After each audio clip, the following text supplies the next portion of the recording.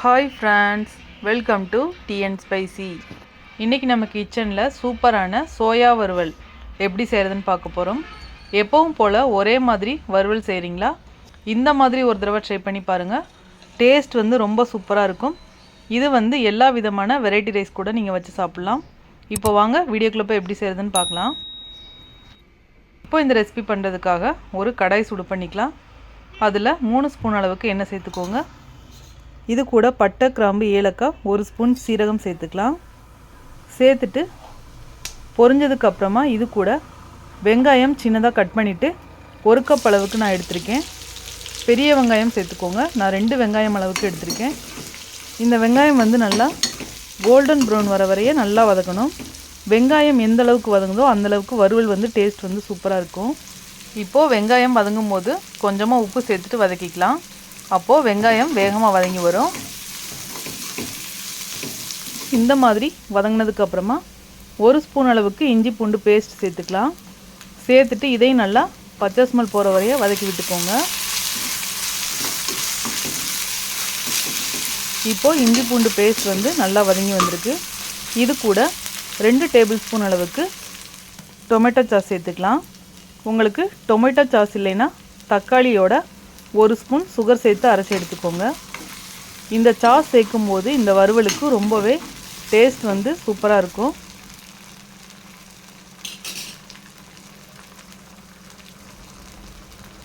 இப்போ இது கூட 1 ஸ்பூன் சில்லி பவுடர், 1 ஸ்பூன் மல்லித்தூள், 1/4 டீஸ்பூன் மஞ்சள் தூள், 1/2 ஸ்பூன் அளவுக்கு கரம் மசாலா, 1/4 டீஸ்பூன் அளவுக்கு சோம்புத்தூள், 1/2 ஸ்பூன் அளவுக்கு சீரகத்தூள், 1/2 ஸ்பூன் அளவுக்கு பெப்பர் சேர்த்துட்டு இதை நல்லா வதக்கி எடுத்துக்கோங்க.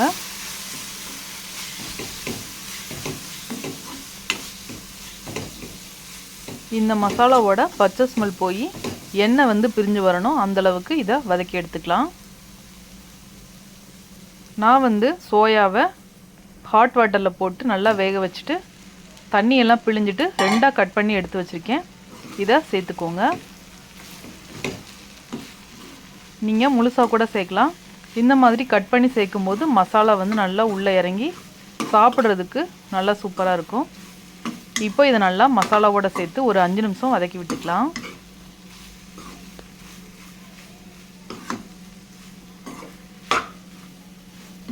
இப்போது நல்லா வதக்கி எடுத்தாச்சு. இது கூட 1/4 கப் அளவுக்கு தண்ணி சேர்த்துக்கலாம். லைட்டாக மசாலா வேகிறதுக்காக தான் நம்ம தண்ணி சேர்த்துருக்கோம். நிறைய தண்ணி சேர்த்துடக்கூடாது. இப்போ இதை ஒரு தடவை கலந்து விட்டுக்கலாம். இதை ஒரு மூடி போட்டு ஒரு 10 நிமிஷம் மட்டும் நம்ம குக் பண்ணி எடுத்துக்கலாம். அந்த மசாலா நல்லா வேகிறதுக்காக தான் நம்ம மூடி போட்டு குக் பண்ணுறோம். இப்போ ஒரு 10 மினிட்ஸ் ஆயிடுச்சு. ஓப்பன் பண்ணி பார்க்கலாம். நாம் சேர்த்த தண்ணிலாம் நல்லா வற்றி வந்திருக்கு. அதே மாதிரி மசாலா நல்லா சோயாவில் இறங்கி வந்திருக்கு பாருங்கள். இந்த அளவுக்கு ட்ரையாக வெந்து வரணும். இப்போ இது மேலே கொஞ்சமாக கருவேப்பிலை, 1 கைப்பிடி அளவுக்கு கொத்தமல்லி சேர்த்துக்கலாம். 2 பச்சை மிளகாயை நல்லா கீறிட்டு இது போல் சேர்த்துக்கோங்க. ஃபைனல் அந்த மாதிரி சேர்க்கும்போது ஃப்ளேவர் நல்லா சூப்பராக இருக்கும் சாப்பிட்றதுக்கு. இப்போ இது நல்லா கலந்து விட்டுக்கலாம்.